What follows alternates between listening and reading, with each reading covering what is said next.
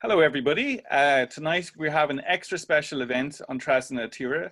We're looking at one of Ireland's greatest freedom fighters, Seán Treacy, and how he met his death in Dublin with expert historians Dan Jack and Niamh Hassett. You're very welcome to the Irish Zoom lecture series. We're not going to let a pandemic get in the way of our important Irish history. My name is Marcus Howard. I've made 3 documentaries in the life of Dan Breen and Seán Treacy with Niamh Hassett's father, John Hassett, and we also helped arrange the burning of the barracks event on Treacy na Tíre. Our speakers tonight, I'll first introduce Dan Jack. Dan Jack has a keen interest in Irish history. He hails from the Clonard area in Belfast. He has a family connection to South Tipperary Brigade OC Seamus Robinson, who was one of the big 4 who came originally from the Clonard area. This linkage led Dan to write Citizen Soldier, a biography of Seamus Robinson. Dan is also a founder member of the James Connolly Visitor Centre and is currently working with Niamh Hassett on a commemorative booklet on the life of South Tipperary Vice Brigadier Seán Treacy. Niamh Hassett is a history enthusiast from County Tipperary and runs the Camora na Óglaach Facebook page, which is excellent and aims to commemorate the volunteers of Tipperary. So like I said, they've been working on a booklet for the centenary of Seán Treacy's death that was coming up in October. So Niamh and Dan, you're very, very welcome tonight. Thank you, Marcus. Thanks, Marcus. Niamh, could you tell us about Seán Treacy's early life? Was he from a Republican family? Yeah, thanks, Marcus, and thanks to Treacy na Tíre for giving Dan and me this platform tonight. So Seán's early life, he was born in 1895 to Bridget Allis and Dennis Treacy. They were an older couple, even for today. Bridget was actually about 40 and Dennis was 63. Seán was their only child. And they lived on their 14-acre farm in Soloheadbeg. It wasn't a big farm, but they were better off than a lot of their neighbours. Dan Breen lived not too far away and lived in poverty in comparison to the Treacys. Dennis actually died of pneumonia in 1899 when Seán was only 4. And he went off to Lachnacrina near Hollyford to live with his uncle Jim Allis. And he lived there until he was about 11. So he returned to Soloheadbeg with his mother and aunt when he was 11, as I said. But the 1901 census actually shows that Seán was living in Hollyford and his mum was based in Soloheadbeg. So it's likely she actually split her time between the 2 locations because she was continuing to run the farm. So his aunt, Mary Ann, probably had a very large role to play in looking after the young Seán. So anyway, when he came back to Soloheadbeg, he attended the Christian Brothers School in Tipperary town, not the local national school. But anyway, if I move to the next slide, that's actually a picture there of Seán at school. He's actually 4th from the right in the back row. And I'd like to say thanks to Kathleen Cleary for giving us that photo. So he was an excellent student, but he left school in senior grade to run the farm full time. So was he from a Republican family? I suppose the short answer is no, he wasn't. His uncle George Allis was involved in the Land League, and he did have a relative on the Allis side, again, William, who was out in '67 with the Fenians and Ballyhurst. And actually William's son Dan became a volunteer captain in Doon, the Doon company of the volunteers.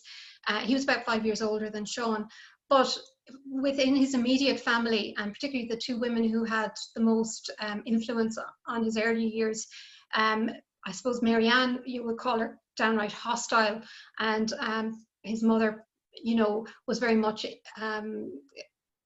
I suppose under the influence of her much more a stronger character of a sister.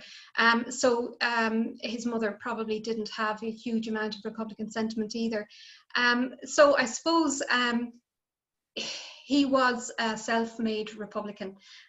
He would have spent his nights, he was a big reader. He spent his nights reading Irish history, and he loved the Irish language, so he studied that as well.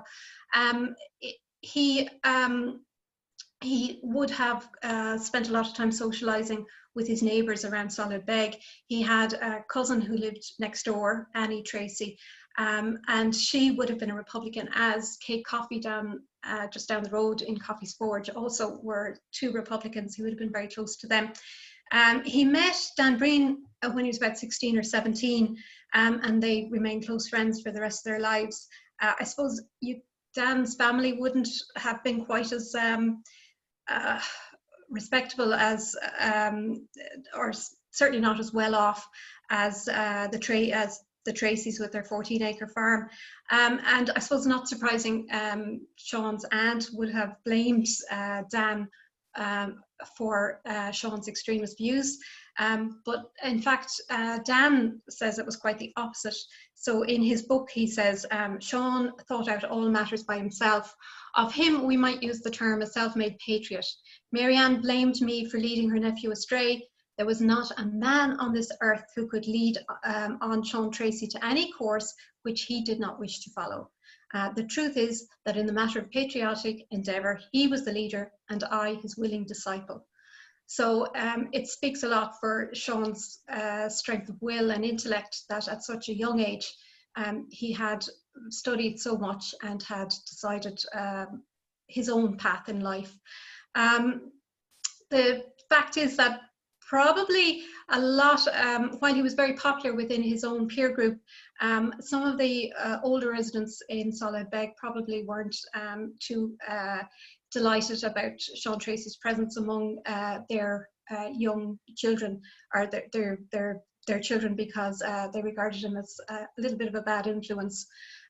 His love of Irish, I suppose, brought him inevitably towards the Gaelic League, and he first met the great Eamon O'Dheer of Balloch at Irish classes in Eamon's house.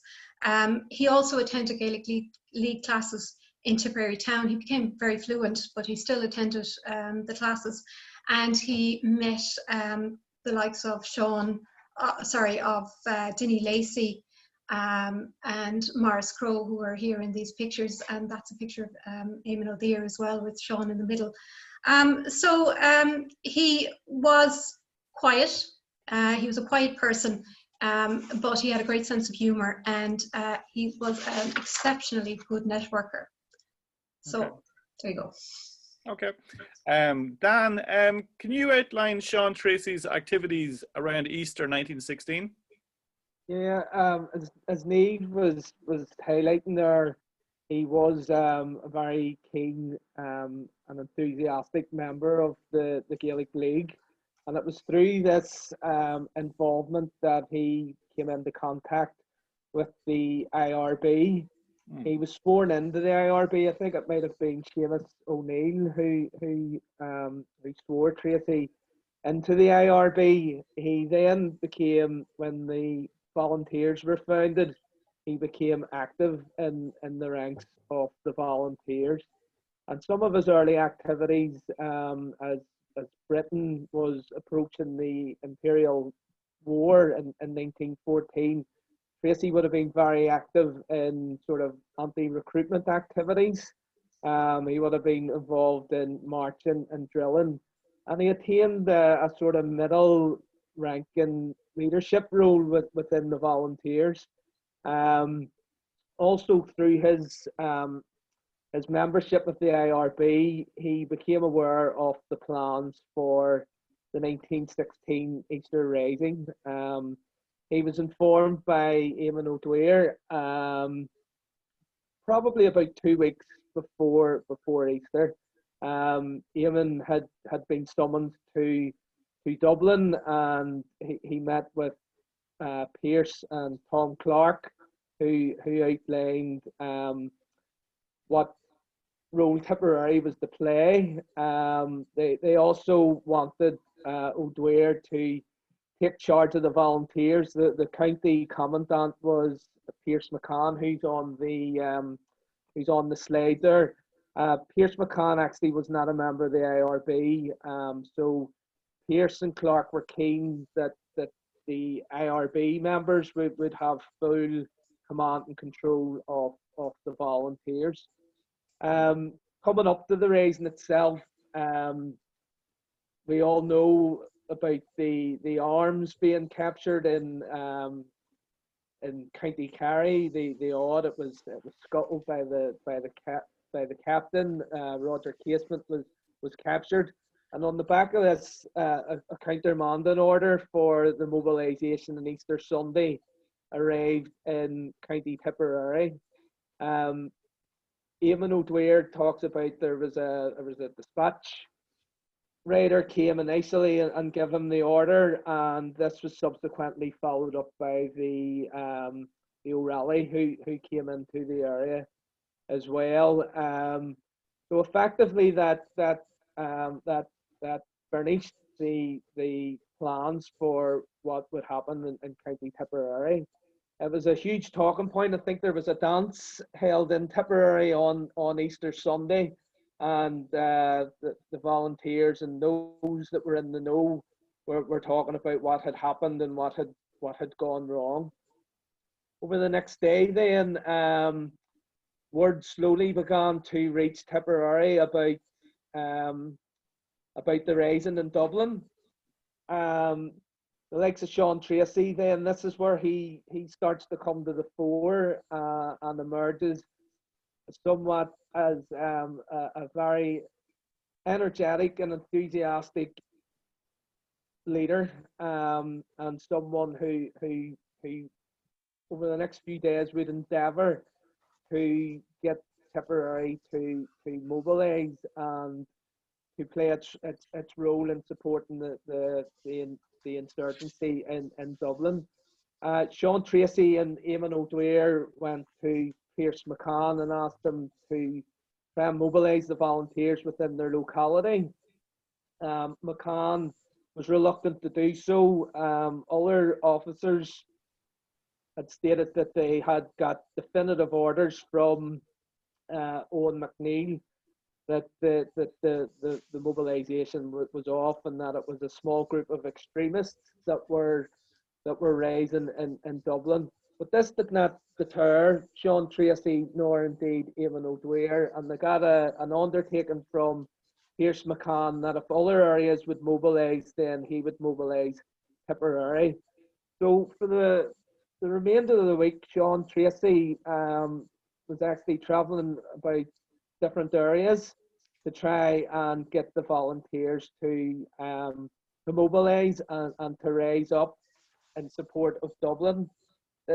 Niamh alluded to the fact that he was a great networker, and this journey that he undertook during Easter week would stand him in good stead later on, because he did meet quite a lot of people from across Limerick and even into County Cork as well. The likes of Ned O'Brien remembers Seán Treacy coming to Galway to try and get the volunteers to rise there. Seán Treacy had some very definite notions on what they should be doing. That they and again this would come out in the later period, where he felt that the RIC barracks should be attacked, that the railway lines and communication signal boxes and so forth should be destroyed. He also during that week felt that Soloheadbeg quarry should be raided for explosives. And that's in 1916, is it? Or this is 1916, Marcus. Yeah. So yeah. I think Seán obviously lived. I was actually quite surprised when I made the journey to Tipperary. I was actually quite surprised at how close Seán Treacy actually lived to Soloheadbeg quarry. So he obviously, from a young age, knew about the explosives and about the goings on in the quarry. So he had a very definite eye, sort of focused on seizing the explosives from Soloheadbeg quarry, and he wanted to do this in 1916. But the the numbers weren't there. The countermanding order had effectively put a dampener on any sort of mobilisation within Tipperary, going into Limerick, and again even in the County Cork. John did endeavour. I think he got as far as maybe Mitchellstown, and he did try to. He made a sustained effort to try and get the area to raise during Easter. He actually returned sort of the middle of the week and met with Eamon O'Dwyer. I think they met in Doon. I think it was a hotel there that they met, and the both of them concluded that their endeavours were futile. I think Pierce McCann had then issued the definitive demobilisation order. Eamon O'Dwyer wanted to go to Dublin. I think Treacy wanted to go to Dublin as well. O'Dwyer was subsequently arrested, and while he was arrested, he found out about the surrender in Dublin. I think Seán Treacy even contemplated trying to cross over to Galway to meet up with Liam Mellows as well. But again, once news came through about the surrender, Seán Treacy actually stayed in the Doon area with his cousin that Niamh had mentioned previously. He was a wise man. He knew if he had went home, he probably would have been arrested. So he laid low in Doon for several weeks before he ventured home again. But at the end of it, at the end of that week, certainly emerges that Seán Treacy was determined that in any renewal of hostilities or any future fighting, that Tipperary would not be left wanting, and that they would play a very prominent and leading role in any renewal in fighting. Okay. One thing that's interesting about this is that the year after, or even when conscription comes along, Seán Treacy would have been imprisoned around where I live, around Dundalk. I gave a talk there, and the amount of people who would be key to the War of Independence who were in Dundalk jail, including Seán Treacy. Do you want to talk a little bit about his imprisonment or his experience there?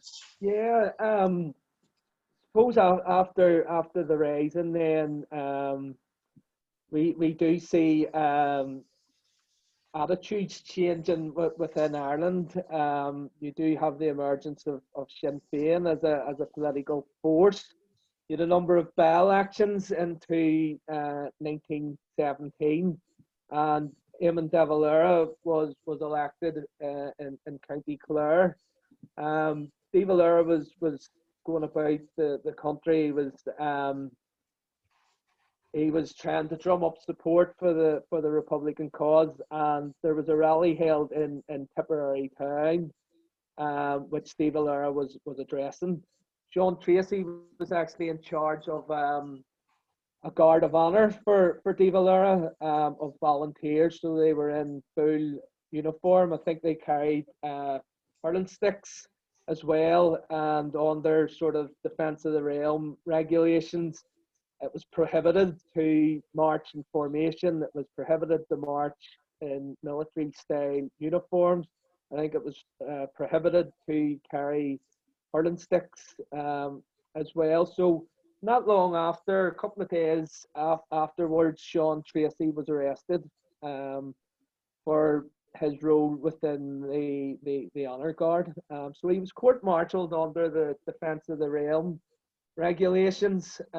He's court-martialed in Cork, and I think that was right about 21st or the 24th of August. And subsequently he was sent to Mountjoy prison in Dublin. So while in prison, Seán Treacy was looking to use his time as productively as possible.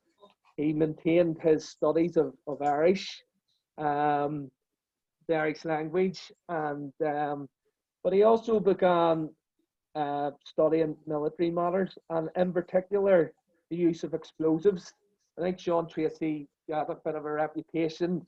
I think somebody said he was a bit mad on explosives, And I think that he certainly was looking at military manuals and looking into the use of explosives while he was in prison. While they were in prison as well, there was a series of protests within the prison. The Republicans were looking recognition and political status as well, and they embarked on hunger strike. This is actually the hunger strike where Thomas Ashe died as a result of force feeding. Eamon O'Dwyer was actually in the prison as well at the time, and in his witness statement, he goes into a graphic account of the force feeding. It was very severe. Seán Treacy as well would have been subjected to this. And after the death of Thomas Ashe,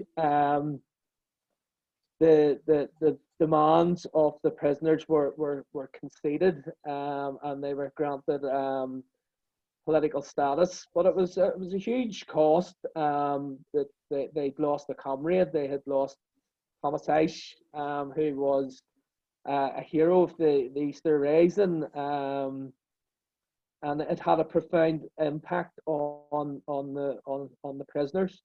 They were eventually moved again and brought to Dundalk, as you mentioned there, Marcus. And there was more or less straight away the agreement that was reached for the prisoners in Mountjoy was broken by the prison authorities. So the prisoners again embarked on hunger strike.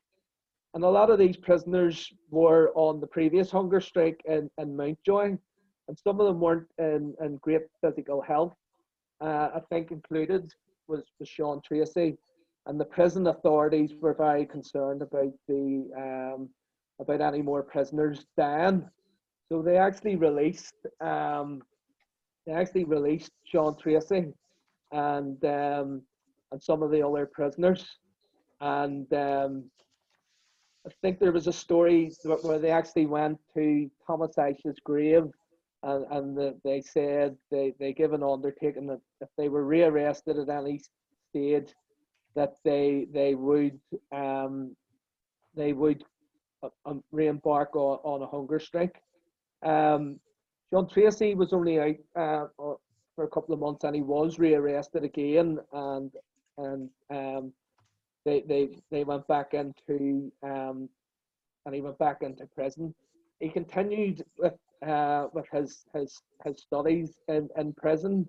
Again, there was prison protests and stuff within the prison as well. And but really in this period, what stands out, and we know this for a fact because he did write out to Maurice Crowe, and there is correspondence there that was smuggled out of the prison, that he was really developing his ideas on guerrilla warfare and guerrilla tactics. The threat of conscription was looming over Ireland in this period as well, and Treacy did write out giving instructions on what action they should take as well. So after his release, towards the sort of the summer of 1918, Seán Treacy was out and again was very much to the forefront of organising the volunteers. They were ready for any sort of enforcement of conscription as well. But this actually culminated with the official formation of the Third Tipperary Brigade in October of 1918 in PJ Maloney's chemist shop in Tipperary Town. Richard Mulcahy had come up from Dublin to preside at the meeting. Seamus Robinson was elected as the brigadier. Seán Treacy was the vice brigadier. Don Breen was quartermaster, and Maurice Crowe was the adjutant. So soon after, you had the ending of the First World War, so the threat of conscription then had receded, people began to leave the volunteers. The election of 1918 was called, and you had the sort of the landslide result for Sinn Féin, and there was the focus then was on the sort of the political side of the movement. So that sort of brings us into 1919 and Soloheadbeg, which Niamh is going to cover. Yeah. Okay, Niamh, I wanted to ask you about Soloheadbeg and also Knocklong, but I mean, they were itching to go maybe a month or two even before that. They were like planning Soloheadbeg for how long, or what was the story there? Well, as Dan had said back in 1916, Seán Treacy had decided the idea of stealing gelignite from Soloheadbeg was a runner, but he actually came to Seamus Robinson in sometime after Christmas in 1918 and told him that there was going to be a delivery of gelignite to the quarry sometime around the end of January. He wasn't sure of the date, but so when he went to visit Seamus, they discussed obviously the idea of seizing the gelignite on its way to the quarry from Tipperary town. And Seamus agreed to it. In fact, he actually said that it would be treason not to attempt to take the gelignite. And he didn't specifically seek out GHQ permission, much to Treacy's relief. But Seamus Robinson actually said that the reason he didn't was because the dispatch system was quite slow, and he was afraid that by the time the approval got sent back, that the opportunity would have passed. But in any case, they decided they were going to go for it. So sometime around mid-January, a number of members of the Third Tipperary Brigade lived for about 10 days in a disused tin hut close to the quarry. And during the nights while they were waiting for this delivery, they discussed how the different scenarios would play out. They didn't know how many RIC men would be escorting the gelignite to the quarry, and they discussed all the different possibilities of what to do. If there were more than two, they may have to open fire. If there were only two, they were going to capture them. But in any case, on the 21st of January, the gelignite left Tipperary town escorted by 2 RIC men and 2 council workers, because the quarry was owned by was leased by the council. So the scouts along the way were able to warn the ambush party. The ambush party took their positions, and as the RIC men and the cart approached the place called Cranitch's Field, which is where you can just see it on that picture there. There's a sort of gateway in the picture. That's Cranitch's Field. That's where the ambush party were lying in wait. As the cart approached there, Seamus Robinson and I think maybe Paddy McCormick stepped out, grabbed the horse by the reins. Dan Breen stepped out and said, "Hands up." The RIC men had already unslung their carbines, but with the shout for "hands up," they went for their carbines. Treacy and Ty Crow opened fire, and the next thing, both RIC men were lying dead on the road. They were constables James MacDonald and Patrick O'Connell. They were both very popular locally, and just very well liked. Seemed to be genuinely nice people. The volunteers acted quickly. They collected the weapons, and then Treacy, Breen and Hogan set off with the gelignite, and after disposing of it and setting up a few thrown a few decoys into a field further away, they ended up going to Marion Tobin's house in Tincurry, which is near Cahir. That's a picture of Marion Tobin with her small family. The rest of the volunteers all returned to their homes to try and brazen it out, but Seamus Robinson ended up going on the run just a couple of days later anyway. They kind of knew who the main movers and shakers were. Can I ask you, Niamh, yeah. That happened on the same day as the first doll, wasn't it? It did. So And what was the reaction there? Mainly shock and horror. There is a local tale that news, as the Dáil members were leaving Dublin, news reached them of the attack at Soloheadbeg, and the general reaction was absolute horror and disgust, much like within the civilian population of Tipperary. But apparently legend has it that Michael Collins actually said, those are the men we need. So there were certainly some within the Dáil who appreciated the action. I think the Treacy certainly felt that you know, there had been a long period since 1916 where there had been no action, a lot of preparation and no action. And he was very keen to act. Anyway, so they went on the run, as I said. Actually, the four of them, who became known as the Big Four, that would be Breen, Treacy, Hogan, and Robinson, all met up in Glenloch, where Treacy handed Robinson a dispatch from GHQ. They were told to come straight up to Dublin. So Treacy and Robinson went up, and there they actually met Michael Collins, and he offered them passage to the States, and they refused. They said they were going to stay at home and they were going to fight it out.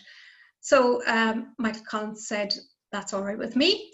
And he walked off.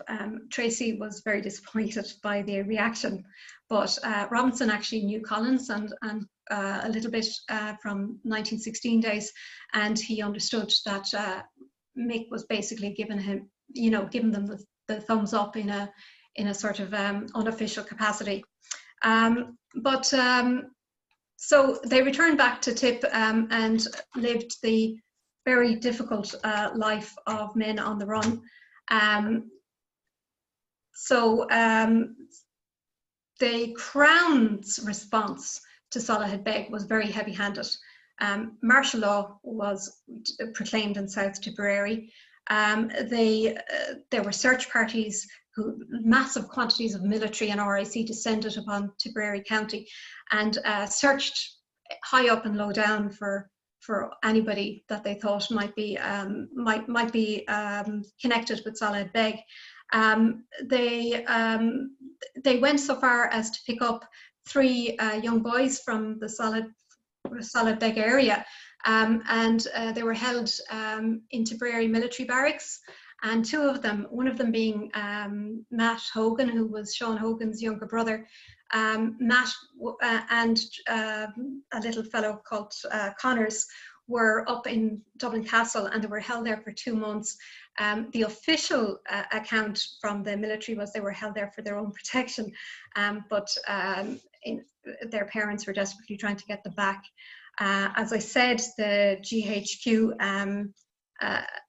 reaction was muted, to say the least. I think really GHQ, while they hadn't planned this, and some people were very, very annoyed by it, others like Collins were happy to sit back and wait and see what the feeling of action like this was. And it was basically for them a litmus test that they hadn't quite planned, but they were happy to sit back and see how it all played out. So that was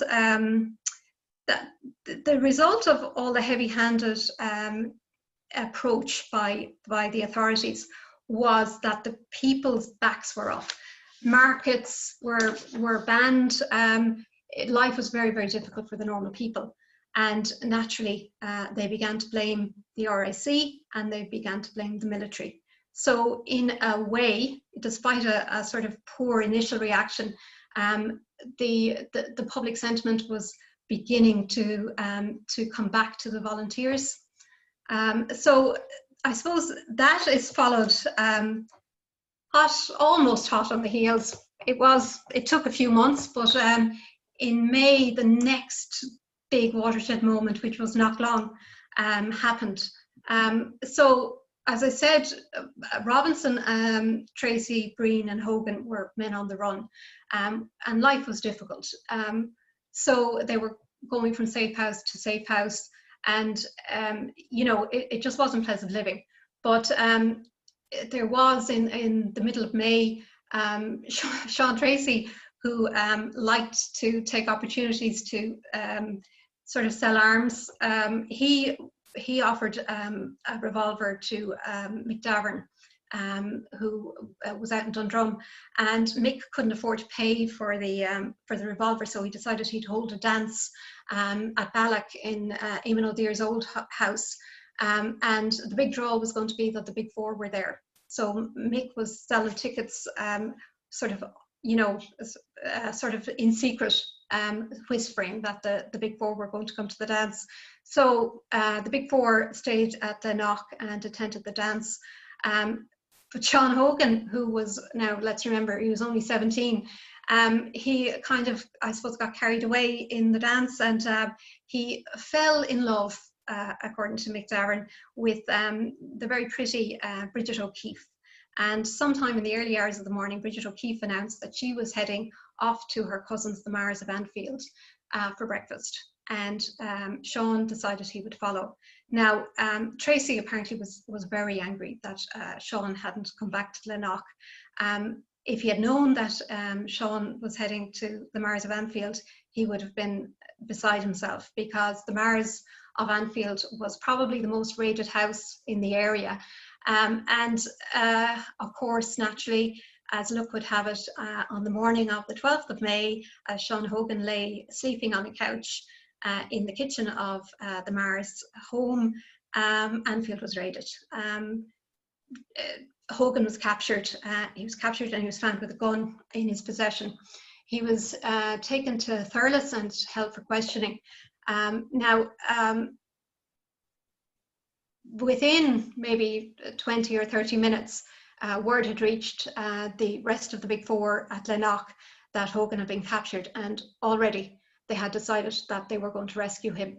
And they discussed all the possibilities, and in the end they realised that he was probably going to be arrested under Dora, which meant he was going to be taken down to Cork. They were going to rescue him from the train. So they head off to Lakelly, which is kind of between Emly and Knocklong, to May Maloney's house. And they reach there the next morning in the early hours. May gives them breakfast, and they're kind of formulating this plan. So May goes back, actually takes the first train back to Thurles, sorts out the communication between Mixie O'Connell, who was acting Vice Commandant of the Mid-Tipperary Brigade, to send a telegram to Knocklong to let them know when, if Seán Hogan were leaving on the train. And then when she came back, she was sent with a dispatch to the Galbally volunteers. And Dan mentioned earlier on, Seán had already established a relationship with Ned O'Brien, and so Ned immediately brought his friends, came to help. So they. Long story, I suppose you can go into the ins and outs of Knocklong. It was a daring rescue. About 8 o'clock in the evening, a bunch of volunteers got on the train at Knocklong station, and a huge fight between 4 armed RAC men and 7 volunteers, who only about 3 or 4 of them were armed, in a very cramped environment. It resulted in the death of 2 RAC men. They were Michael Enright and Peter Wallace, and Seán Hogan's successful rescue. Now, there was a massive fight between Peter Wallace, who was this enormous man, who was huge and very physically strong. Wallace and Treacy went hand to hand in battle, struggling for Wallace's gun.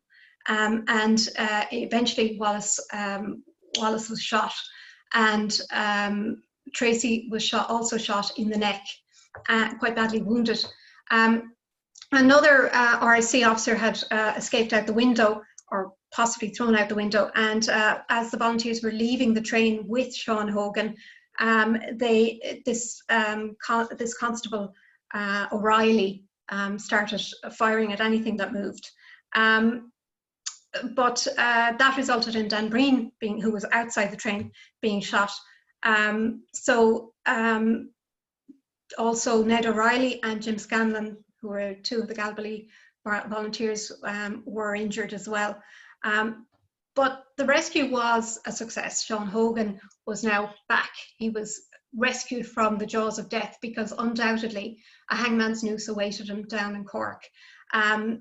Treacy, I would say, forgave him for his for having stayed in Anfield, but you know, he was an awful lot younger than the others. But the injuries to Breen and Treacy were actually very, very serious. They made their way to Shanahan's house, where they received first aid. But in the end, what happened was that the Limerick brigades all worked together again and coordinated the escape of the Big Four from the area before all of the RIC and military descended on the area. The Big Four were already out. It was quite a tale of coordination, and you know, cross-brigade operations were always a difficult thing, and yet back in 1919 they were already happening because of Seán Treacy's contacts. So this was kind of, Knocklong in a way was the end to Soloheadbeg. It had kind of brought the ignominy of what people thought had happened at Soloheadbeg. Nobody could dispute that it was a daring rescue. It was kind of the cause célèbre across the whole of Ireland. There were, you know, people shouting up Knocklong for a year afterwards. Interestingly, the inquest into the deaths of the two RIC men showed that even the jury at the inquest had, you know, weren't having any of it. So there was a rider on both the RIC men's verdicts of death, and Michael Enrights, I think it was, said, as it is painful to all lovers of peace that incidents of the present kind should occur so often, we believe that the English government should at once cease arresting respectable persons, thereby causing bitter exasperation among the people. We also call on the government to put President Wilson's points of self-determination into place and put self-government in operation in Ireland at once. The second verdict onto poor Sergeant Wallace, they said the jury strongly condemned the action of the government for arresting men without charges and thereby exposing police to danger. I mean, this was quite an incredible verdict. But I suppose, in a way, that eventually spelled the end of the jury system, the inquests. Within, you know, 11 months, I think it was all replaced. Most of them were replaced by courts of inquiry, which were run by the military. But the consequences of Soloheadbeg just kept going on. Jim Scanlon and Ned O'Brien. So Jim is there in that figure's hat, or what, I don't know what the proper term is. Yeah. They had to go to the States. Their escape out to the States actually is a story and a half. But because they were injured, they couldn't stay. At home. They had to go on the run automatically. The RIC man you see pictured is D.I. Hunt. Now, D.I. Hunt was based in Thurles, and he was on the track of the telegrams that had been sent to Knocklong with the code word Greyhound, which represented Seán Hogan. He discovered those telegrams. Mixie O'Connell was in danger of becoming, of being arrested. The Mid-Tipperary Brigade decided that they were going to take D.I. Hunt out. He was the first DI district inspector to be assassinated in Ireland. The Knocklong also resulted in the arrest of 5 people, including Mixie O'Connell. They were the Knocklong 5, and their trial went up to Armagh in a hope of getting a verdict. All but 2 were actually released, and those 2 unfortunately were hanged just about 6 weeks, I think, before the truce. And they were Paddy Marr, who wasn't involved at all, and Ned Foley, who was there on the train. That's the 2 men there on the bottom right. That's the 2 men there, yeah. Okay. Yeah. Dan, as their notoriety grew, was Tipperary becoming too hot? Because I remember reading in Dan Breen saying, you know, we were going to hunt bigger game. I wanted to ask you, like, what kind of early intelligence operations or squad operations was Seán Treacy involved in? Well, I think one of the consequences of Soloheadbeg and Knocklong was it did displace the brigade leadership from South Tipperary. As Niamh mentioned, both Dan Breen and Seán Treacy were injured. They went to County Clare again. It was a contact that Seán Treacy had made in Dundalk prison, Michael Brennan. They went and stayed with him while they recuperated. So the area was too hot for them. They ended up going to Dublin, and while they were in Dublin, Michael Collins was in conjunction with Richard Mulcahy and Dick McKee, OC of the Dublin Brigade, was forming an active service unit to help in the battle against the British intelligence apparatus, namely the G Division, or the political detectives of the Dublin Metropolitan Police. So the big 4 were at the initial meeting that Mulcahy had called to discuss the formation of this. He outlined that it would be secretive work, that quite possibly if anybody was caught or shot and killed during it, that they wouldn't be claimed by the Republican leadership. Mulcahy also outlined that the work would be, for want of a better term, up close and personal, that they were effectively shooting people at close range, that they were taking out specified targets. So a lot of this, I think at the initial meeting, there was a lot of sort of apprehension about what this work entailed. There was a wee bit of indignation at the possibility that they would be sort of repudiated. I think Seán Treacy in particular was not in favour of this. He felt that they needed to be open about what they were doing, but I think in discussions between the big 4 and maybe some of the Dublin men that were present, I think they came to the conclusion that it was a sensible approach, because the Dáil had not yet been banned by the British authorities, and that to keep the heat off the Dáil, that this was a sensible approach. So the squads, as it would later become known, this was the early genesis of it, and the big 4 were involved. So they would have been, I think Ernie O'Malley sort of called it, they were helping to reduce the number of detectives. So they were assigned work where they would have shadowed the detectives, who would have found out their routines, where they went, looked for the best options in terms of shooting them and getting away, so that they could escape. So they were involved in this work. The big 4, they would have been involved in protecting the volunteers that were actually doing the shootings, as well. But they did take part in the operations, and one of the later shootings of Detective Sergeant Johnny Barton, Seán Treacy actually fired the fatal shots. I think that was around about November of 1919. So they were involved.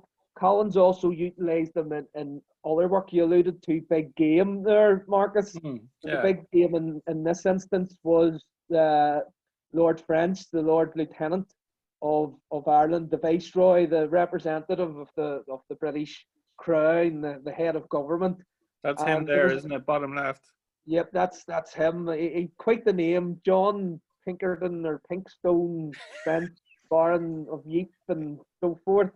BSO and BC and so forth. But there was a number of attempts on Lord French. Most of them were unsuccessful. There was a famous attempt where Lord French was to land in Dunleary by boat, and they were to try and get him on his journey into Dublin. He lived in Phoenix Park, the Viceregal Lodge, which is now Arasanuktaron, where the president lives. So Seán Treacy and Seamus Robinson were given the "they shall not pass" point, which I think was round about College Green or somewhere. But the attack never came off. But one attack did come off, and that was in December of 1919, and it was at Icetown. Lord French had come into Icetown Station, and the volunteers were waiting to ambush him.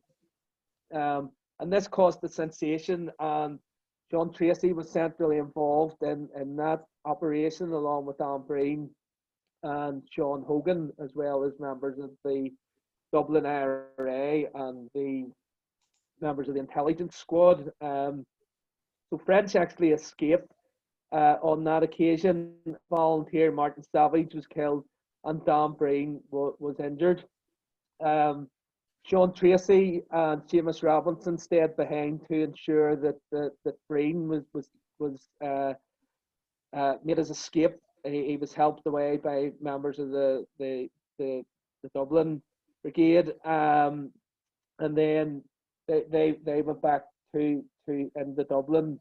So French had a very narrow escape, but it did cause a massive sensation that the head of the British government in Ireland had been attacked in Dublin, on the outskirts of Dublin, on his way into the Viceregal Lodge. Because you couldn't get a bigger person representing the British Crown in Ireland than the Lord Lieutenant at the time, I think. Yeah. He would be numero uno. The thing about the attack, Dan Breen was seriously injured from the attack, wasn't he? Yeah, Breen suffered a wound to his leg. I think he's very lucky that the femoral artery, he wasn't hit there, but Breen was very severely injured. It took him quite a number of months to recuperate from that particular injury. I think he spent most of his time recuperating in the Malone's house in Grantham Street, and Dan Breen would subsequently marry Bridget Malone, who was one of the sisters in the family, who had helped to nurse him during his injury. Okay. Niamh, I was going to go on to Fernside. I know there was the burning of the barracks, but I think we have covered that previously before. But maybe you could tell me about Fernside and how did we get there and what actually happened in Fernside. Yep.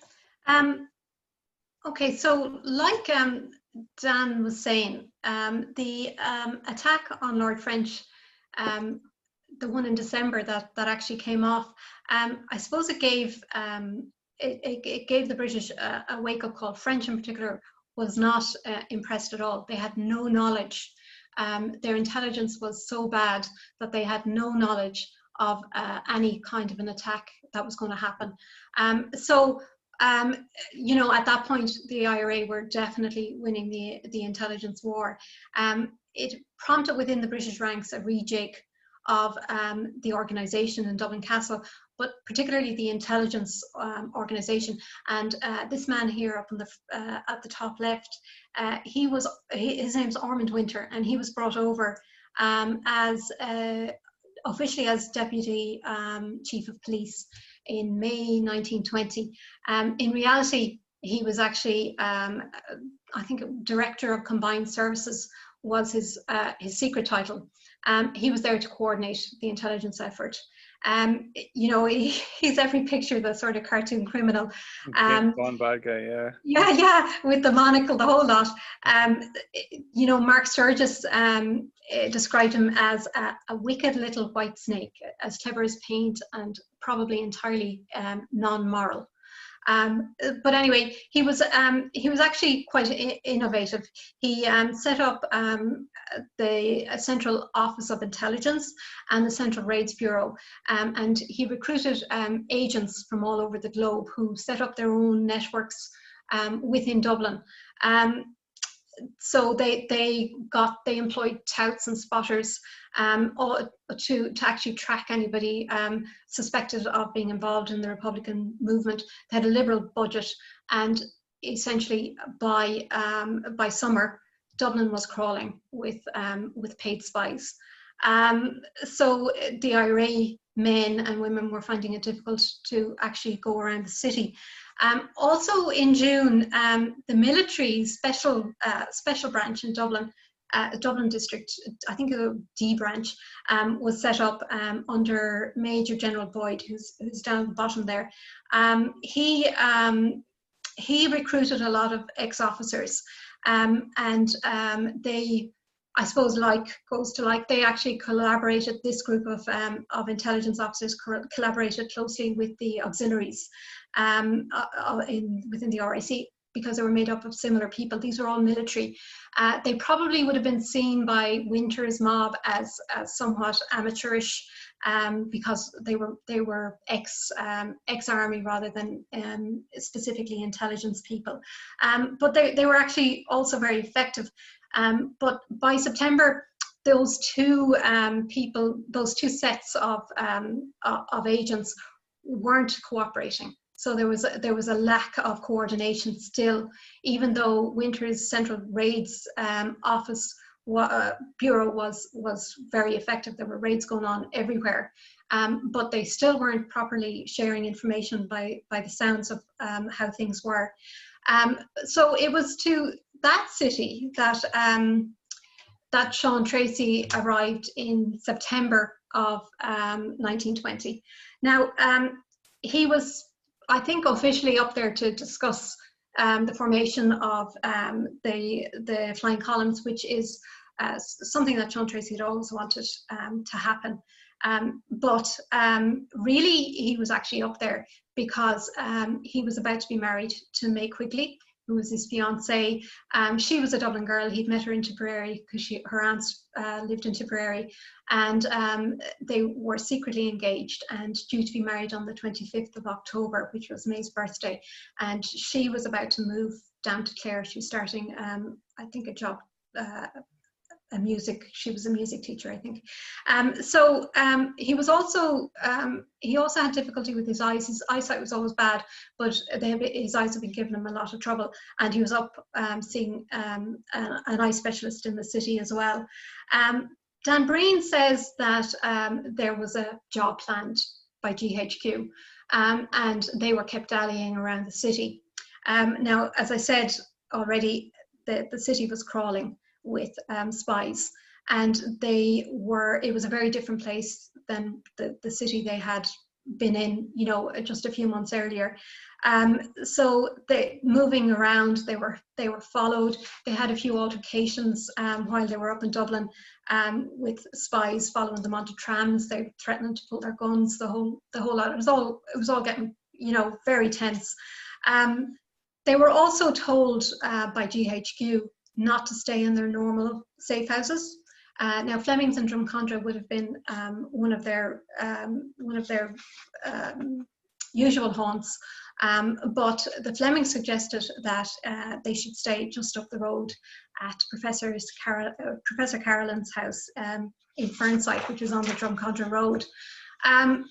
So up they trotted up the road for a 5-minute walk, and Professor Carlin, who's there pictured sitting in the chair, he obligingly gave them a latchkey and told them they could use the back upstairs bedroom.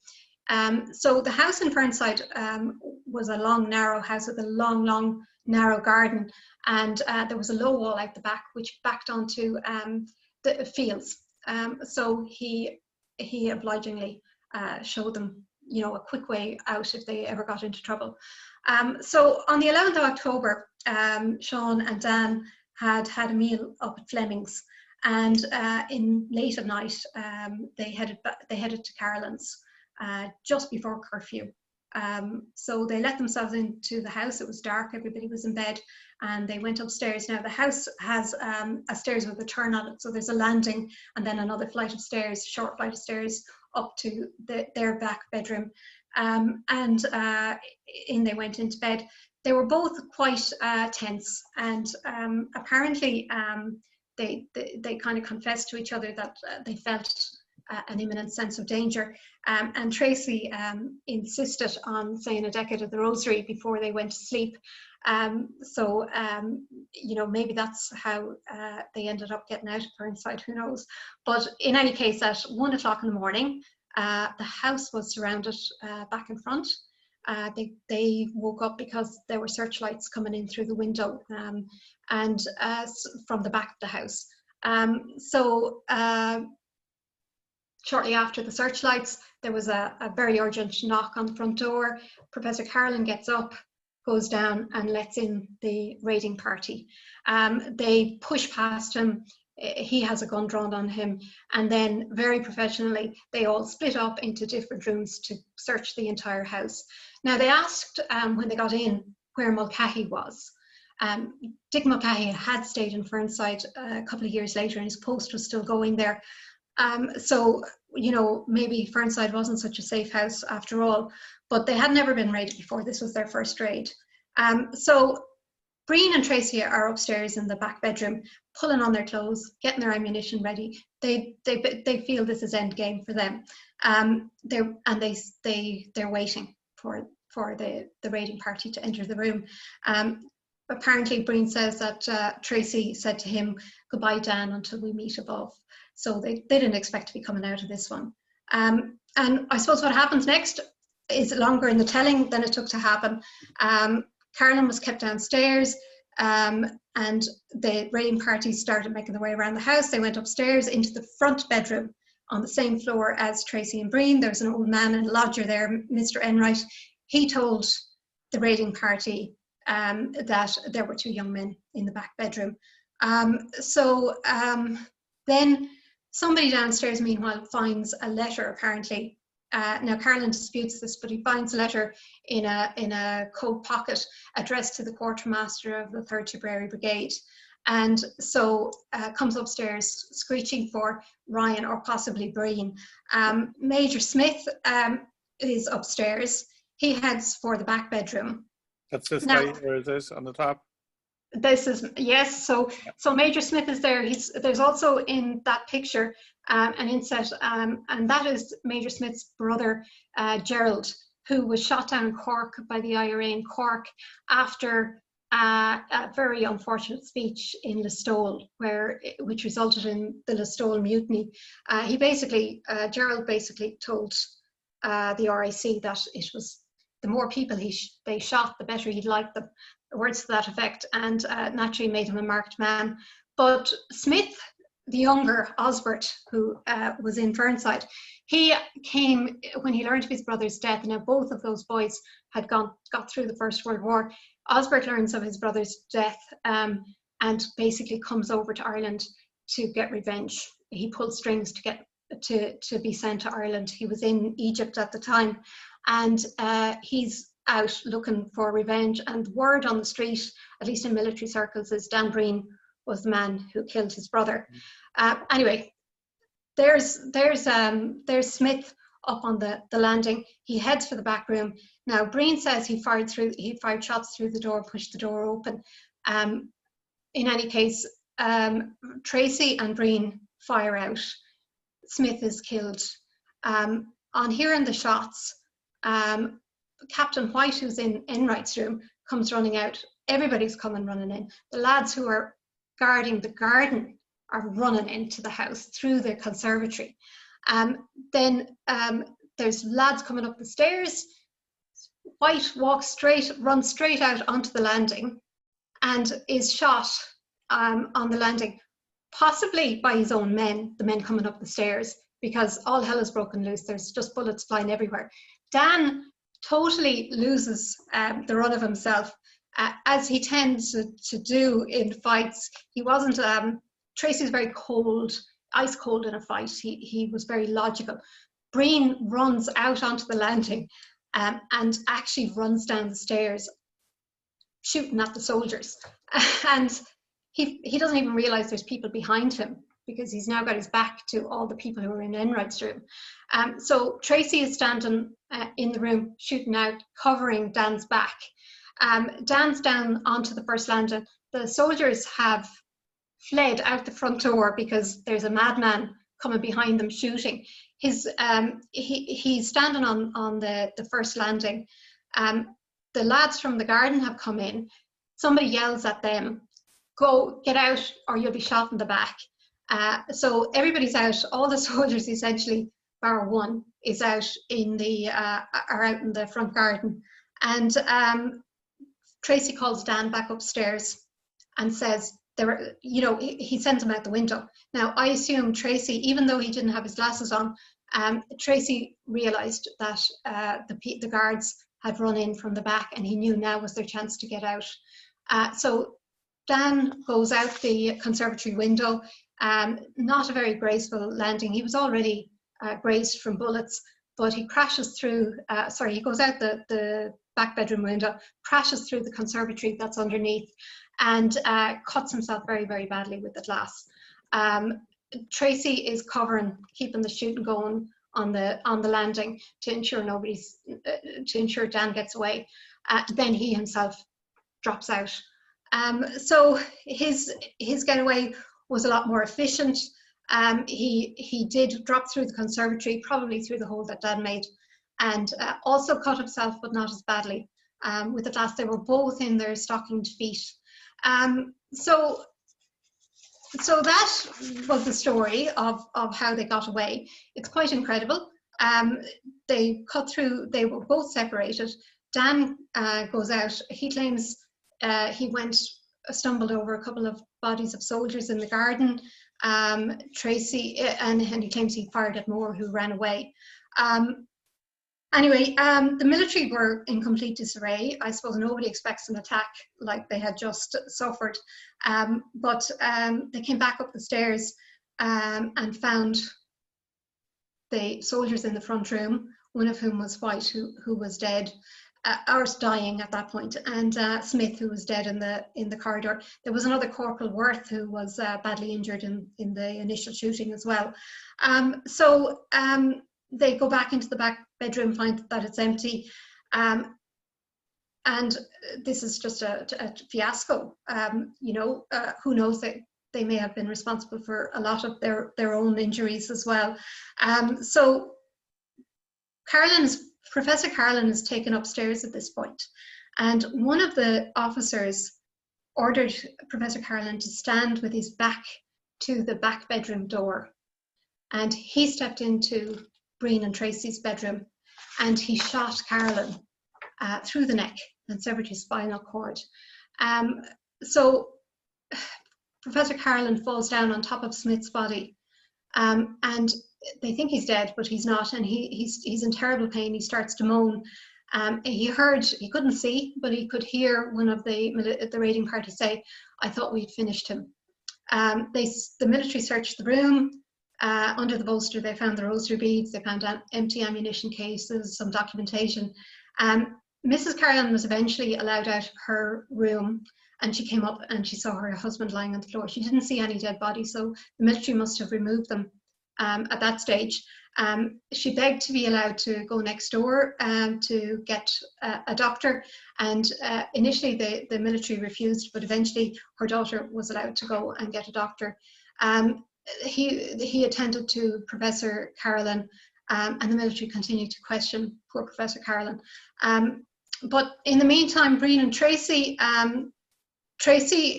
Breen was in terrible pain and had climbed over fences and walls. Now, he says he climbed over the grounds, the big wall outside St. Patrick's Training College, which is actually where Professor Carolyn worked. But I honestly can't see it happening. In any case, he lost his sense of direction completely. It was a very, very dark night. There was no moon. And he totally lost his bearings. Eventually, he made it to the Tolka. He waded across the Tolka and basically knocked on the first house that he saw a light on, which happened to be, well, it's hard to describe how lucky Dan Breen can be. The house was owned and lived in by a loyalist Englishman who incredibly was his savior. He and his wife, Mrs. Holmes, actually tended to Dan Breen. Mrs. Holmes sneaked even, defied curfew and went across the road to get a local nurse to come back and help Breen. Treacy's getaway was a lot more efficient. He kept his sense of direction and headed to Binglas to his friend Bill Ryan's house. Treacy was tight-lipped and very, very upset when he got there. He gave a very brief outline of what had happened in Fernside, and he thought that Breen was dead. So Mary Lawless was sent to Fleming's to tell them the news. Nurse Long also went to Fleming's ostensibly to pick up a bottle of brandy, and they were actually being raided at the time. The same military party that had been at Fernside were now down in Fleming's. Professor Carolyn, in fear of his house being burnt down, told them that the boys had been said they had come from Fleming's. So Nurse Long manages to tell Kay Fleming that Treacy that Breen was alive, and Mary Lawless told her that Treacy was alive. So incredibly, the two of them actually survived it.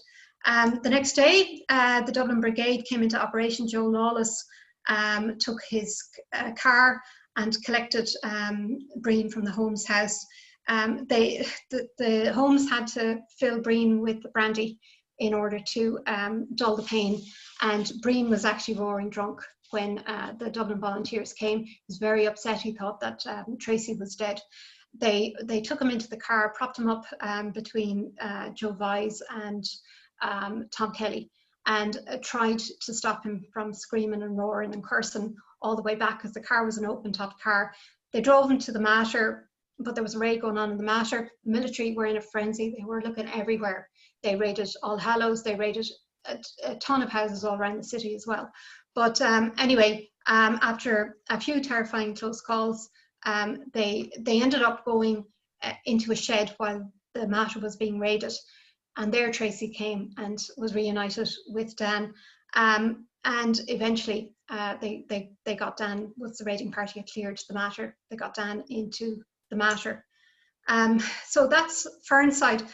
The court of inquiry followed into the death of the two officers, Smith and White. And they were the only two deaths that the military admitted to. There were probably several more, because it's unlikely that the raiding party was that small. Certainly, they would usually come with, support troops of ordinary Tommies, and Breen claimed to have shot a few of them. So who knows?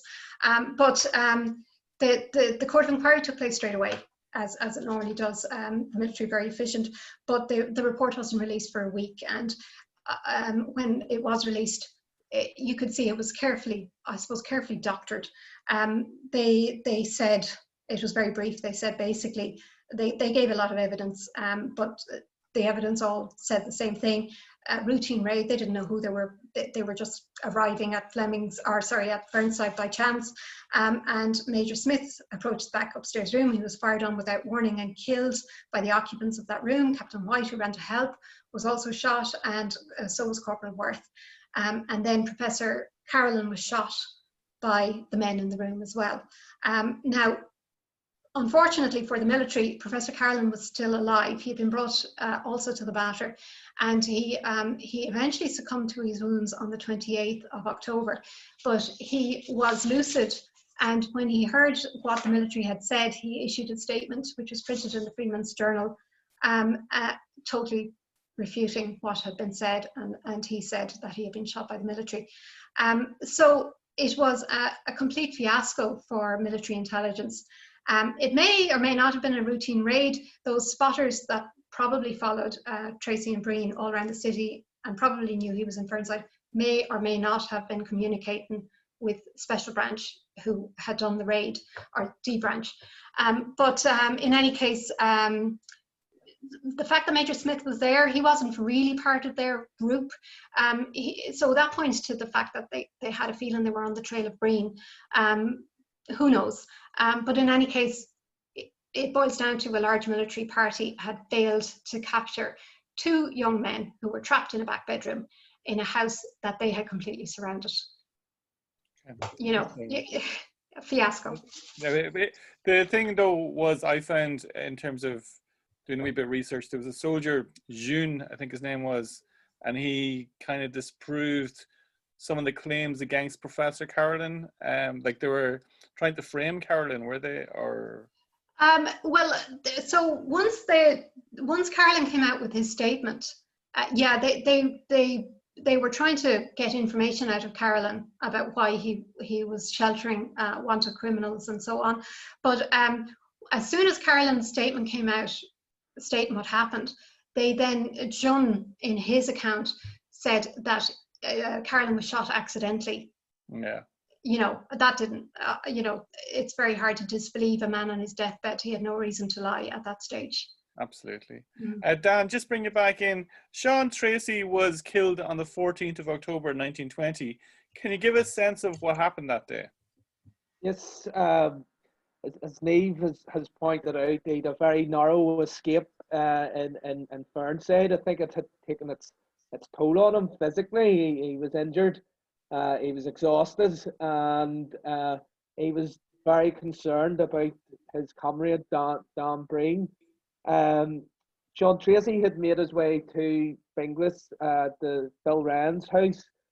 He was only in his trousers and I don't think he'd even a shirt on. I think he was just in his vest and didn't have shoes. And so he got some clothes from Phil Ryan, who was a much bigger man than Treacy. And I think Seán looked very disheveled with the clothes that Phil Ryan had given him. He then was brought to Holland's house in Silverdale Terrace in Inchicore, and he was accompanied by members of the squad, the likes of Paddy Daly and so forth, who protect him. And I think Seán got a decent night's sleep in Holland's house. He got Mrs. Holland actually dressed his feet and gave him a change of sort of linen, the fresh shocks and so forth. And he had a good night's sleep, and he actually slept in the next morning. He had a late breakfast before he headed into Dublin. And I think his primary concern when he went into Dublin city centre that day was the welfare of Dan Breen. So he made for the Republican Outfitter store on Talbot Street, a bit of a conspicuous place. But he was there to see Dick McKee and Pater Clancy from the Dublin Brigade about Dan Breen. So that day, Treacy actually was quite busy. He's quite active about the city. And that day, he went to see McKee and Clancy. It was too dangerous for him to be about. The British were reeling after Fernside, and so they were hunting. They were hunting the city, looking at them. They were looking for injured men as well. There'd also been other area operations that day. I think out in Phibsborough, I think it was, that there was an attempt to get an armoured car, and there was a volunteer had been killed. There was another volunteer who had been injured out in County Meath. testing out homemade mortars, and they were looking at him as well. I think he was also in the Mater Hospital. But Treacy, he didn't want to dally about the Republican outfitters, so he went off and he was looking another Tipperary man from Fettered, DP Welsh, who was working at GHQ purchasing munitions.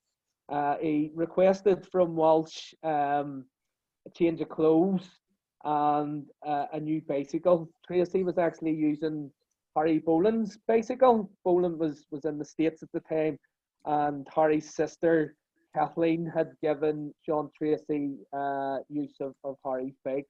But Treacy wanted to ditch the bicycle because Harry Boland's name was actually etched into the saddle of the bicycle. So Seán Treacy returned the bicycle to the Boland's tailor shop. He then actually went to the funeral procession of Major Smith and Captain White that was making its way along the quays. There's also the possibility that Treacy might have been involved in, this was a showpiece actually, that there was quite a demonstration of the sort of the British presence in Dublin. The Death March and all was being played at it. It was quite the military parade. And it was suspected that some of the British military top brass, including some of their political people, the likes of Homer Greenwood, was possibly going to be at this. So there was speculation that they were going to be there, and the IRA were actually going to make attempts to shoot some of these people. Treacy, again, he made his way actually out to what would have been the Tipperary Brigade's Dublin sort of headquarters at 71 Hesbury Street. Bridget Keaton lived there. That was Seamus Robinson's fiance, and her mother actually thought that Seán Treacy had been followed. She'd noticed someone hanging about the street. Treacy lunched there before coming back in the city, where he went to pick up the bicycle and the change of clothes that he requested earlier from DP Welsh. He picked these up at Kerwin's pub in Parnell Street before cycling off.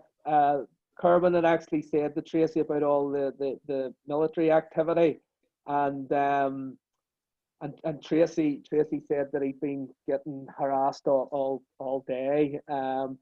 So he went out and he was making his way back round to the Republican outfitters. There was talk that there was a raid on the Mater Hospital, and there was talk that there was going to be a rescue attempt. So members of the Dublin Brigade were being mobilised for that. I think Seán Treacy was keen to ensure that his comrade Dan Breen was rescued from the Mater Hospital. So Treacy was waiting in the outfitter store. This was just after 4 o'clock. The guys in the outfitter store had noticed some British intelligence agents. John Brunswick, who was a volunteer in the Dublin Brigade, was going back and forth from the Mater Hospital to keep them appraised of what was happening there. So at this stage, from what we have gathered, there was at least 4 British intelligence officers, and they were specifically targeting Seán Treacy. They were waiting on Treacy coming back to the outfitter store, and when he arrived, one of them, Sergeant Christian, went off and telephoned Dublin Castle for a raiding party. So the raiding party subsequently arrived in Talbot Street. I think they slightly overshot the outfitter's store, and that gave valuable seconds. Dick McKee actually shouted to get out, and he was leaving the shop. Seán Treacy was leaving the shop. Seán Treacy actually went for a bicycle that wasn't his own. It was possibly Dick McKee's, who was taller than him, and Treacy stumbled. But the intelligence officers, Christian, shouted that it was Treacy that they were after, and they pounced on him. he was grappling with Christian and another British intelligence agent called Price. Treacy managed to free his weapon. He shot Christian, and then he shot Price as well. There was two other intelligence officers, a Major Carew and a Captain Legrand, I think, was there, and one of these British intelligence agents actually shot Treacy as he turned to make his escape. The British soldiers in the lorries and the armoured cars panicked at all the shooting that was going on, and they opened fire indiscriminately. And there was actually a lot of civilian casualties hit by this gunfire. Seán Treacy was dead, Price was dead, Christian was injured, and I think at least one of the other intelligence officers was injured as well. Christian subsequently got compensation for being injured, but he had stated that he was merely passing and got caught up in the gun battle. He denied involvement, but he was central to the operation. Dick McKee managed to escape, but some of the other volunteers, Joe Valles, Sean Ford, and there was another volunteer was arrested as well. Today, we take it for granted. We all carry smartphones and have cameras and so forth, that you can record things in real times. But amazingly, for 100 years ago, there was actually two photographers in the vicinity of Talbot Street when this happened. One was a young apprentice called John Horgan, who was out with his boss's camera, and he actually took the photo that you can see of Treacy and Price lying dead on the road there. He took that photo. He was very inconspicuous. He was a young lad. He was still in short trousers, and he was basically ignored by the British. Amazingly, there was a motion camera. There was a guy called Gordon Lewis, who was a pretty famous newsreel cameraman. He knew great journalistic instinct. He knew that the Republican Outfitters was such a high-profile place that he'd actually rented some space in a building facing it, and he was there positioned with his camera ready for action. He didn't capture the actual gun battle, but he did capture the aftermath, and that footage can be seen. It can be seen on the British Pathy News website, but it's also in the Gail Lynn film Saoirse as well. And that footage is actually quite interesting. You can see the bicycles. Treacy's own bicycle was parked up the street, but the bicycle that he used, you can see that lying on the ground. You can see intelligence officers. You can see the bodies of both Treacy and Price being loaded into the lorry. So it was interesting that though, because when they were putting Treacy's body in, a lot of people who've seen the footage said he was like thrown in like a sack of potatoes, like it was utter contempt for who they're putting into the lorry.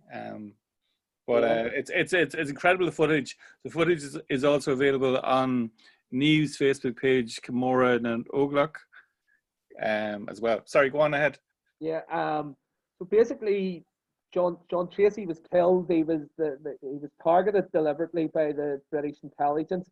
David Nelligan, who was in G Division of the Dublin Metropolitan Police, but was, as most people would be aware, was working for Collins, actually said that the lorry came back to Dublin Castle, and Winters was there and basically said, oh, it was another catastrophe, that one of their people was dead and others were injured, and Treacy was there.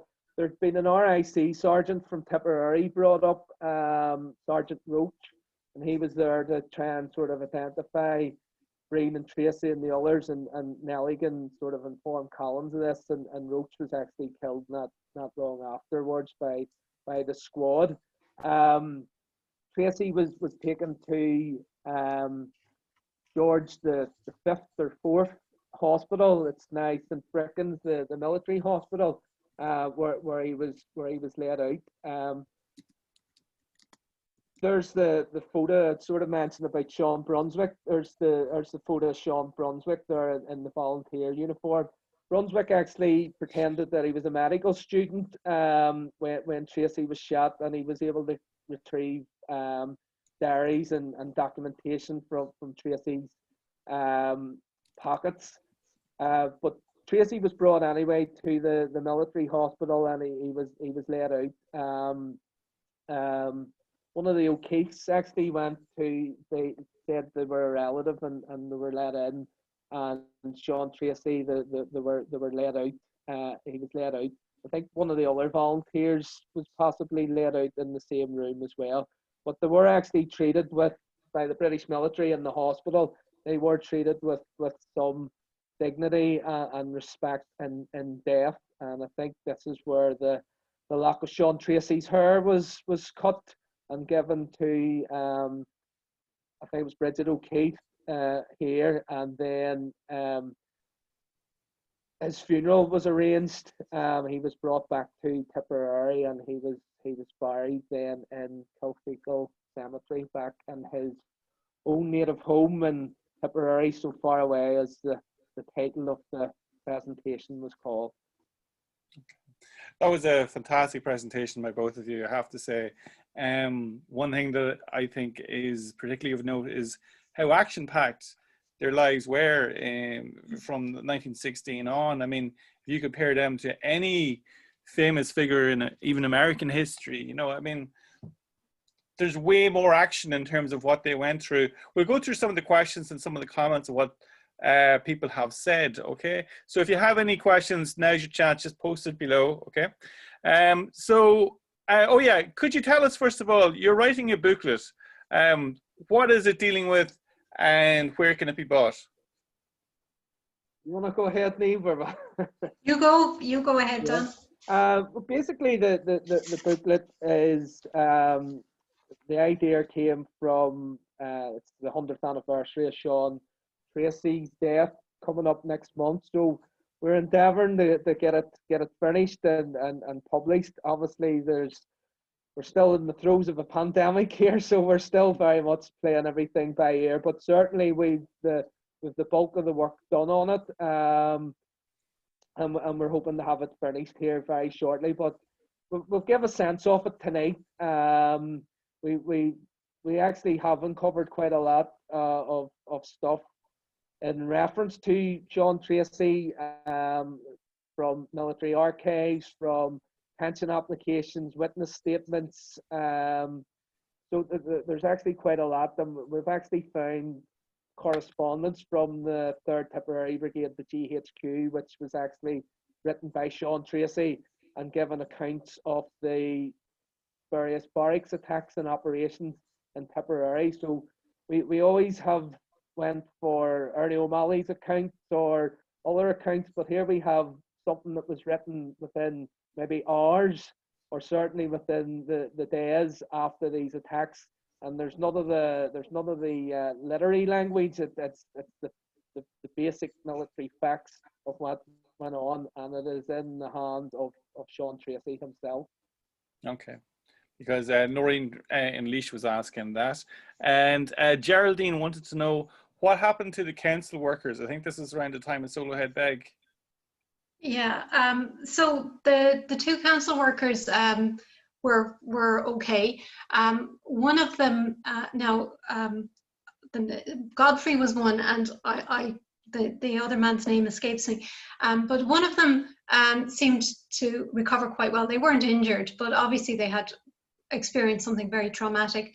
But one of them actually broke down in the court in the inquest when giving his evidence. He couldn't continue his evidence, and I believe it stayed with him. The trauma of it stayed with him for the rest of his life. But they were unharmed in the ambush. Okay. Eddie Bohan, he has a comment. Timothy Connors was a child held at Dublin Castle in a case taken by his father. The courts found for the child as he was illegally imprisoned and held the authorities to account, awarding 75 pence in compensation to the father. In June 1920, the state lost an appeal against the award, even though the Crown tries to muddy the waters by claiming Erskine Childers was providing the finances to the Connors family to take the case through the courts. Geraldine thinks it's an excellent presentation. Thanks very much. Noreen also says great presentation and knowledgeable. Owen couldn't wait to get to Talbot Street, so he's delighted. Deirdre Colgan wants to look up Fernside now. Connor, well done, Niamh and Dan, brilliant presentation. Paddy Campbell has said fortune favours the brave, and there were none braver. Jody Allen Randolph, this was wonderful. Thank you all. I'm looking for poems about Seán Treacy from the period immediately following his death up to the present. Also interested in other literary genres that include accounts of Treacy. Just to say to you, Jody, the Seán Treacy book by Des and Ryan has got some poems about Seán Treacy at the back as well, which would be useful because it was printed in the 1940s, I think.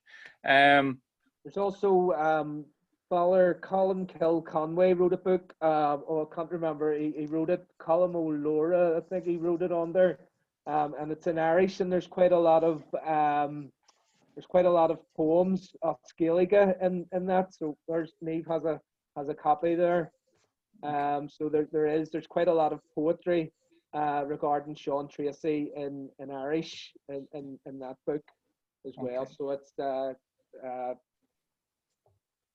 Natras Brigade, Tipperary. I can't remember the exact title of it there, but okay. But it's through the reading Natras Brigade. There you go. Okay. Yeah. Just a question I had was Seán Treacy hiding in clear sight near to his death. I imagine someone with a Tipperary accent would stick out in Dublin at the time. I'm not sure about that, Marcus, because there's quite a lot of Tipperary people living and working in Dublin. With the likes of Phil Ryan, who Treacy went to his house. You had the Tom Kelly, I think, was one of the guys that brought Dan Breen into the Mater Hospital. I think he was originally from Tipperary. D.P. Walsh was from Fettered. Phil Shanahan, of course, owned the pub in Foley Street as well. So no, there was quite a lot of Tipperary men in Dublin at the time. There was other officers from the brigade were in Dublin as well, and who had just returned to Tipperary. I think Seamus Robinson had sent for some of them to come back. I know Denny Lacey, for instance, had been in Dublin as well. Some of them had been out. There was a training camp, I think, out around Port Marnock. I think they were getting lessons in the various machine guns that were in use at the time. So no, I think there was quite a few of the lads from Tipperary about Dublin at the time. But I think Treacy and Breen in particular, after Fernside, were very much marked men, because they as Niamh outlined, they had really embarrassed this rejuvenated British intelligence apparatus. But it did send, particularly the death of Seán Treacy, it did send shockwaves through the IRA. I know Collins in particular, it was one of the reasons that spurred them on to actually act and take action, which ultimately would become known as Bloody Sunday, where they did attempt to take out a lot of the intelligence agents. I know someone had posted a question there about the Carrow gang and how many of them were actually taken out by the IRA. That was in effect Bloody Sunday, where the IRA did have the British intelligence who were reorganising and who were sort of making ground against the IRA at that stage. Okay. Steve McCratton, thanks. Niamh and Daniel, great talk. Susan Tibble, thanks very much. Paddy Campbell, give me a parabellum and a couple of 100 shells. Patrick Gilfeather, we owe a debt of gratitude to Seán Treacy and all the brave men and women who took on the might of the British Empire. Great lecture. Thanks, Niamh and Daniel. Great detail, folks. Thanks, says Peter Patton. Deirdre Colgan, never to be forgotten. Patrick Gilfeather, I've often wondered why after Solohead they went to Tobin's in Tinkerry. It was only about 15 minutes on a bicycle from Cahir with its military barracks. Yeah, that's a good question. It would appear they actually didn't originally intend to go to Tinkerry. They had intended cutting across the Galties, but the weather was really bad, and they couldn't cross over. I would assume they were trying to get over to the Galbally or somewhere around there. So they ended up not being able to cross there. They went south. They followed the railway line down to Tinkerry. Now, you might think that being 15 minutes away from Cahir was a bad idea, but really Cahir at the time wasn't a hotbed of volunteer activity, so it itself was a very loyalist town. They were probably quite safe there from raids at that stage. Obviously, later in the game, Marion Tobin's house became very well known for being a safe house, and her home was bombed, destroyed by the British military in I think 1921 in a retaliation reprisal for the death of D.I. Potter. That's. I don't know if I've answered that question. But no, you have, yeah. Jodie Allen Randolph has said she wonders, could anyone point her to any accounts of Seán Treacy visiting Harry Boland's mother's home at 15 Merino Crescent? Did he borrow Harry Boland's bicycle from the shop or from the house? Isn't that in Seamus Robinson's witness statement? Yeah, they used to stay in Boland's of Clontarf quite a bit. There's a number of references to it in Desmond Rand's book. Seamus Robinson also speaks about staying in Boland, and Kathleen Boland herself left a witness statement, and she mentions that when Seán Treacy and Seamus Robinson came to Dublin after Soloheadbeg, that Joe Riley came to her and said, look, with these important guys coming from the country, can you get us a couple of safe houses? And it was really through Kathleen Boland that the initial safe houses for the Tipperary men were established. So it was Kathleen Boland, through her contacts, got them Malone's in Grantham Street, the Delaney's or the Keatons in Hesbury Street, and some other places. So there's accounts of them going to Boland's house and Mrs. Boland's out in Clontarf. I'm not sure where he got the bicycle from. Was it the house or the shop? But he certainly returned it to the shop on the 14th of October, and he spoke with Kathleen, and he then went down towards the quays where the funeral procession was taking place. So there's an account that she has left of that. And yeah, because I remember even I did a documentary with Harry Boland's relations, Brona E. Lewing, and I used Seamus Robinson's witness statement. And one of the plans for taking out Lord French, Michael Collins comes bending up the stairs to them, I think, tell them to get up, and we're going to take out Lord French. Paddy Campbell just has decided to quote the famous Dominic Behan song, "Give me a parabellum and a bandolier of shells. Take me to the murder gang, I'll blow them all to hell. For just today I heard them say that Treacy met defeat. Our lovely Seán is dead and gone, shot down on Talbot Street." Patrick Gilfeather, thank you, Niamh and Dan, for your presentation, honouring the members of the 3rd Brigade. You've got lots of great quotes here, or lots of great comments. Daniel Murray, hugely enjoying this. I pass Talbot Street every day. What history that took place there. Let's see, Tipperary supporters hold a commemoration on the morning All Ireland in Talbot Street when they are in the All Ireland, which is quite often. I filmed one of those. As we'd like. Sorry? Not as often as we'd like. Not as often as like, I filmed one of them, and I swear to God, you didn't even need to go onto the pitch. You knew you won already. No, just by if you've ever been, just go to one. They're incredible. The gather around Talbot Street for Seán Treacy was killed. and then they go on to Croke Park. They're amazing. Let's see, did the death of Seán Treacy speed up events for the planning of Bloody Sunday?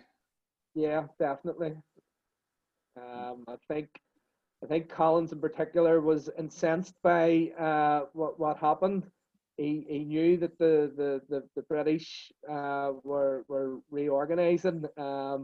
He was particularly incensed at Sergeant Roach coming up from Tipperary. So Roach was killed shortly afterwards. Ironically, David Nelligan was nearly sort of, his cover was nearly blown as he pointed out Roach, and there was another RIC man from Tipperary, I think it was O'Connor, possibly, I can't remember, but Roach was killed and O'Connor got away and said that Nelligan had been talking to the gunman just beforehand, so Nelligan was pulled in and he managed to bluff his way out of it and says no, he was waiting for a tram and so forth, and managed to talk his way out of it. But no, Collins, I think it did spook Collins, and it certainly did, in my opinion anyway, sort of advance the plans to sort of have that counter punch to the British intelligence operative. Okay. Paddy Campbell, fantastic talker. My gosh. Mark O'Brien, excellent talk. Thank you both very much. Hugh, thanks very much. Well done, great talk. Dominic Price, brilliant talk tonight. Thanks to you all very much. Seamus, excellent research. Thanks, guys. Jira. Let's see. Yes, really interesting. Thanks very much. Sarah, Lake Intuk, Avi an Shin, Gurumaigot. Mark O'Brien, did the two council workers ever give statements regarding the Soloheadbeg shootings? I think you've covered that, Niamh, already. Yep. Jerry has said, Smith was a member of the Cairo gang, I think. How many of the Cairo gang were killed by the IRA? Well, the whole term Cairo gang is problematic. I think most people agree that there was no Cairo gang as such. At least certainly wasn't called that until maybe the 50s or 60s. Smith arrived in Ireland, kind of, I think probably around September, and he quite possibly was a member of the raiding party that shot a man called John Lynch, who was a Sinn Féin loan organiser in a hotel in Dublin. They shot him in his bed, and he quite possibly was there. I think they mistook him for John Lynch for Liam Lynch. And again, he was another person on Smith's list of people who were responsible for his brother's death. That raiding party, the IRA would have used the term murder gang, to describe them, as the British similarly used the term murder gang to describe all the IRA operatives. I suppose he was certainly a member of raiding party responsible for the deaths of IRA men. Okay. Eileen Hassett, thank you, very interesting. Michael Hassett, really impressive presentation tonight. Well done, Niamh and Dan. Claudia, thanks indeed, very interesting. I'm following from Italy. And we also have people from Jordan and America here as well. They're very welcome. Frank McGuigan, thank you. Liam O'Sullivan, great presentation. Looking forward to the book. If Seán Treacy wasn't killed, what potential could Seán have achieved in later life? Who knows? I think he was definitely an exceptional mind. He was a real military man. He was probably one of the few people to ever stand up to Michael Collins, and yet he also remained on very friendly terms with Michael Collins. It's a question of what, but he certainly had enormous potential. He was well respected and well liked by just about everybody who knew him, and he had integrity. I don't think he was interested in politics. I think his bent was always going to be military. The Civil War, who knows, even if he'd survived Talbot Street, would he have come out of the Civil War? We don't know, but had he survived, enormous potential. Yeah, because I think him and Ernie O'Malley were laughing, that they weren't into politics or something as well. Yeah. Noel McGlynn, brilliant, many thanks. Deirdre Colgan, the best ever. That's pretty good. Very interesting. Thank you from Peter Eilish. Hala, thank you for this interesting presentation. RIP for all the brave soldiers. Jody, Alan, Randolph, many thanks for those suggestions. Eddie Bohan, there were a large amount of Tipperary born publicans in the city at the time. Fantastic presentation. I know that a tradition has become established for people to meet in Talbot Street on the morning of the All-Ireland final every year. Yes, and go to it when it's safe. Interestingly, here's the next question. Thanks for this wonderful presentation. Did the Spanish flu have any effect on the Republican movement? Like the first Dáil, Soloheadbeg, Gaelic Sunday, Ladies' Day, all these things happened in the middle of the Spanish flu. Yeah, well, Seán Treacy actually he contracted Spanish flu. Really?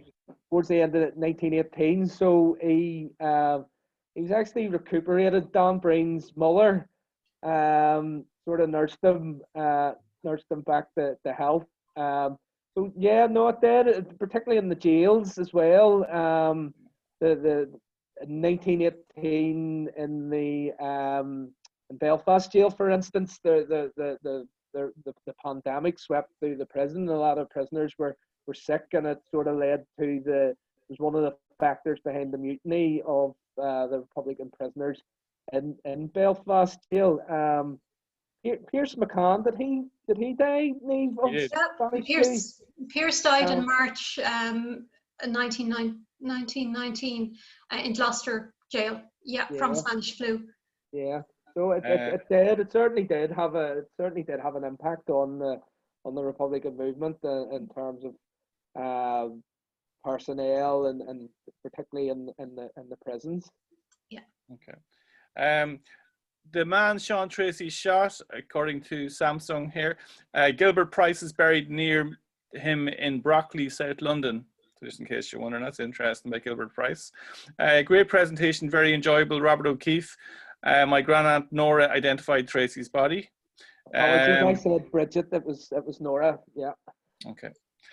Jerry, the book written by Father Colin Kill, is in Irish.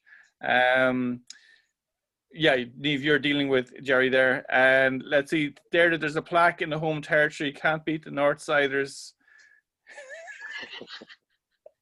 I tell you, I don't know if you're talking about Tipperary or if you're talking about Dublin there. Everything gets very territorial in the counties. Louise Ironside, thank you, great talk. Mary, thank you for a very interesting, informative talk. Great talk. Any more news on the statue for Seán? We're still working towards that goal. I suppose the pandemic has put everything on hold. We were taken aback just as our campaign was launching, but yes, we will. We're working towards that. Okay, we'll keep fighting just like Seán Treacy and Dan Breen. Yeah. Guys, I just want to say thank you so much for doing that talk. It was illuminating. You can tell by the comments, just the feedback was incredible. It was really, really needed as well. And no better people to do it than the two of you. For me, thanks a million. Thank you. Thank you. Thanks everyone for joining. Okay, see you, bye. Bye. Okay, Thank good you. day. Thank you.